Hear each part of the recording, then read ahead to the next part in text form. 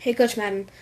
It's a fries. And I was just wondering how to rest my arm quickly but efficiently after pitching, because I only have a couple of days to rest it. Thanks. Fraz, that's a great question. Thank you so much for that question. And the answer to your question is you have to know, first of all, how much rest you need for the amount of throws that you just pitched. So, what I want you to do, I don't know how old you are, but if you go to pitchsmart.org, I'll leave a link below.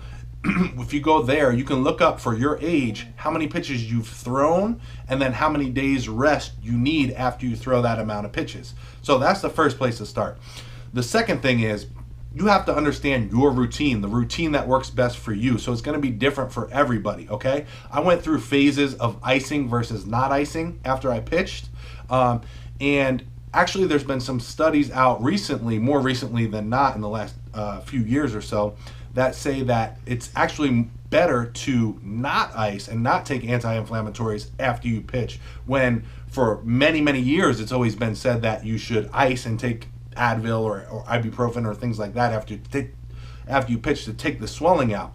But more recently, a lot more guys are going with not icing. And as a matter of fact, like I said, I went through phases of icing and not icing in my career, and towards the end, I stuck with not icing because I always felt more less sore the next day if I didn't ice. Now, here's the reason why.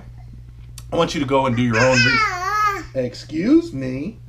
I want you to go and do your own research on this, but what I get from the studies is when you ice and you take anti-inflammatories, you are taking away the swelling, okay? But the swelling is there for a reason. It's your body's way of trying to recover your arm. So when you're icing or taking anti-inflammatories, you are actually taking away your body's natural way to recover your arm.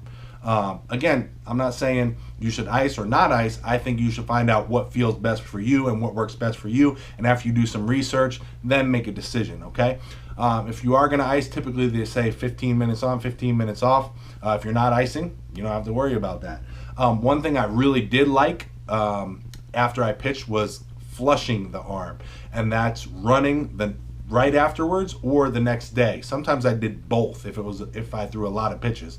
So I would either run or get on an elliptical where you're moving your arms. That's another thing. When you're running or on the elliptical, make sure you're moving your arms, because you're trying to get, or at least for me, I'm trying to get that it felt like acid in there, like breaking up.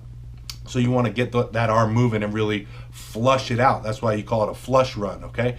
Light dumbbells are also very good. Again, I don't know how old you are, but as a grown-up, a professional pitcher, I only went up to 3 pounds.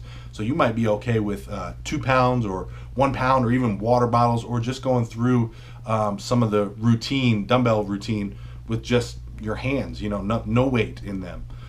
So that could be good. Bands as well, things like that. Just thinking about what you could do to work some of that soreness out. Massage. I used to love massage.